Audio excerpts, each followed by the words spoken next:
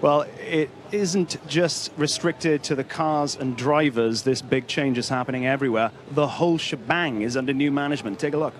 In my mind, there's three primary tier one global sporting events that take place: the Olympics, the World Cup, and Formula One.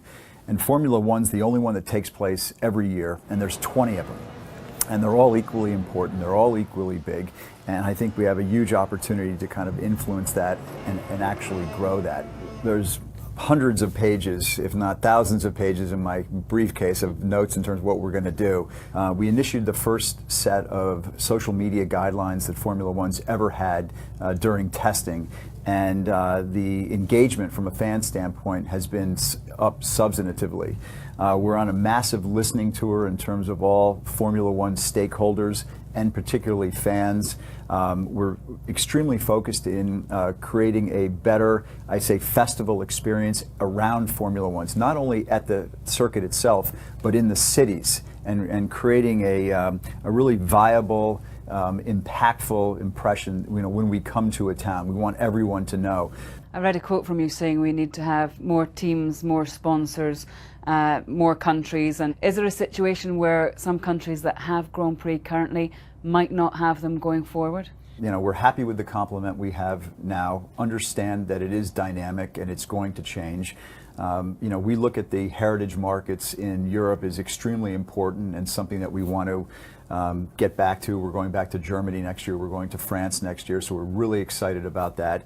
I think ultimately there's a better approach in terms of reaching, having all the European races over a 3-month period, the Asian races over a 3-month period, and then, the Americas call it. What about more Formula One teams? We saw that Manor disappeared from the grid. The fact that nobody was there to buy into Formula One surely isn't a positive thing. Almost virtually any other sport in the world, when a team comes up for sale or goes into administration, there's a line of individuals or corporations that are champing at the bit to come in and buy it.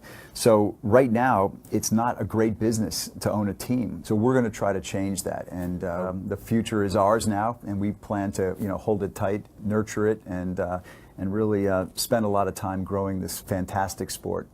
I would like us to all collectively view where Formula One should be in 5 years' time. What sort of cars we want, what sort of engines we want, how we want the racing to be, how we want the business to be, how we want the economics to be, and how we appeal to fans and enthusiasts. And for me, the objectives should be close racing. I think we should have a smaller spread in the lap times between the front and back of the grid. I think we should have cars drivers can drive hard from beginning to end. My position is that the driver and that side should be a much stronger element of Formula One. They should be the heroes, they should be the gladiators. And the car is important, but if anything, the engineering and technology has become too important. So that balance needs to change in the next few years. And you're obviously using your expertise from your various roles in the paddock, but who else are involved in these discussions? Is it the teams? Oh yes, very much. They don't only have the good ideas, the teams will have a lot of good ideas, and that's why I feel if the timescale is far enough ahead, then they're not defensive and they can be very open about where we should be. So teams are very involved, and the FIA, of course, are very involved because they're the regulators of the sport. So we're not setting out to do this alone, but we hope perhaps we can bring some more impetus to the process. Can you give us a driver's opinion of those two men? What do you think of Ross Brawn?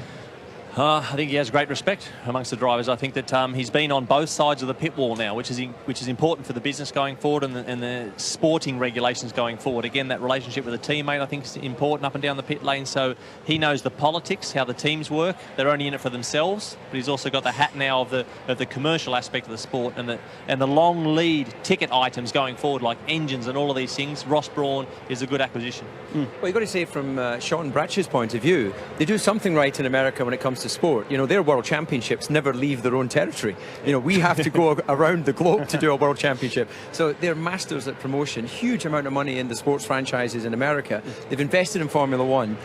not because they just want to give the money away, they want to grow the sport. What happens when you grow the sport? It gets wealthier for the teams, it will give back to the promoters, that's what they're talking about, and the fan experience. You know, we can see billboards all the way around this racetrack talking about F1experience.com, I think the site that they're promoting. So, you know, they will be judged on their performance and what they deliver, but I think we have to be patient. There'll be some short-term fixes, and then the rest will be over the next sort of 3 to 5 years. Okay, excellent. Thank you, guys.